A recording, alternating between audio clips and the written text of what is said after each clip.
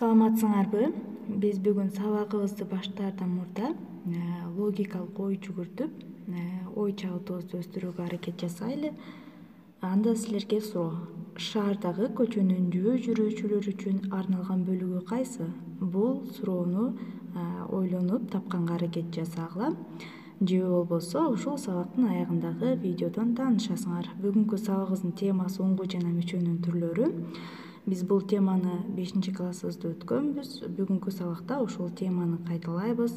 Уңгу жана мүчө сөздөрдү ажыратып билүүгө аракет жасайбыз. Анан мүчөнүн түрлөрү, мүчөнүн кандай түрлөрү бар эле? Сөз жасоочу жана сөз өзгөртүүчү деген түрлөрү бар болчу. Сөз жасоочу уланган соң жаңы сөздөр пайда болот. Сөз өзгөртүүчү мүчөлөр эч кандай сөздүн толук маанисин өзгөртпөйт, ал жөн гана формасын өзгөртүп коет деп өткөнбүз. Эми ошол материалдарды эсиңерге салгыла. Эми сөз жасоочу мүчөлөр. Сөз жасоочу мүчөлөргө кайсы мүчөлөр кирет? Биринчи ч деген мүчөнү алып көрөлү. Ага окуу деген уңгу сөздү алабыз. Бул окуу десе, окуу жөнүндө эле маалымат алдык. Эми ага ч мүчөсүн кошкон болсок, кайсы сөз пайда болот экен? Окуучу деген жаңы сөз пайда болот экен. Окуу деген эмне деген суроого жооп берген болсо, бул жерге ч мүчөсүнүн уланышы менен окуучу деп ким деген суроого жооп берип жаңы сөз жасалды. Эми карайбыз, иш деген сөзгө кошобуз ла мүчөсүн, ал өзгөрүлөт дагы, кандай болуп калат? Иште деген жаңы сөз пайда болот. Мен бул сабакты өтүп атканда айткам, математиканын дагы бул жерде жардамы тиет деп. Эгерде эсиңерде жок болсо, уңгу сөзгө, мисалы бул жерден ой деген уңгу сөздү алабыз, ага кошосуңар ч мүчөсүн, жаңы сөз пайда болот. Кандай сөз? Ойчул деген. Ойчул деген сөз пайда болду. Эми ма деген сөз жасоочу мүчөгө уңгу сөздү улайбыз азыр. Бас деген уңгу сөзгө кошосуңар ма. Бас деген бул этиш сөз болду.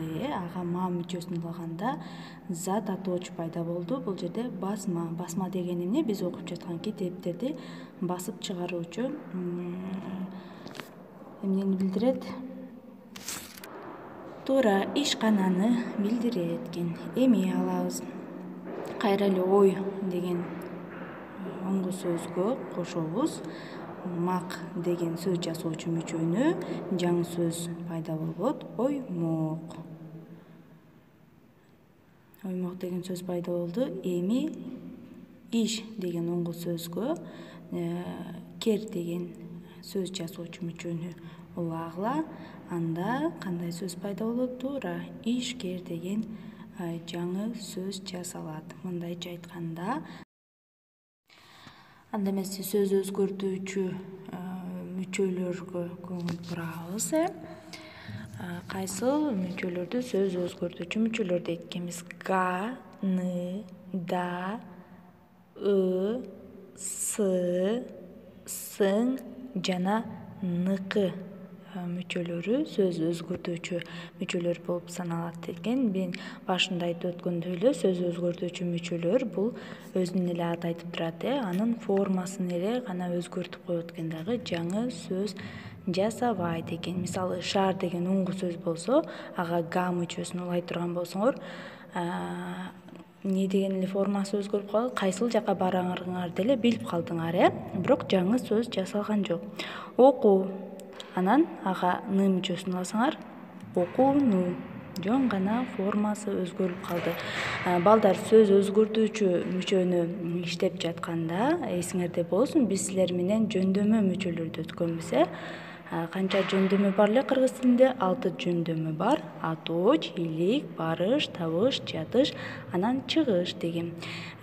Бул жерден байкап тургандай эле жөндөмө мүчөлөрү эмнеде кезигет экен? Сөз өзгөртүүчү мүчөлөрдө кезигет экен. Бул жердеги да сөздү карайбыз. Апа деген. Балдар, өткөн материалдарды эсиңерге салдыңар деп ойлойм. Эми бул ой жүгүртүүбүздө берилген суроонун жообу тротуар экен. Бул атайын жөө жүргүнчүлөр басуучу шаардын бир бөлүгү болуп саналат. Үйгө тапшырма 20-21 көнүгүүлөр. Карайбыз. Китебиңердин 15 бетинде 20 көнүгүүдө берилген сөздөрдүн ичинен сөз жасоочу жана сөз өзгөртүүчү мүчөлөрдү табасыңар. 23 көнүгүүдө сөздөр берилген. Ал сөздөргө сөз жасоочу мүчөлөрдү улап көчүрүп жазабыз. Саламатта калгыла.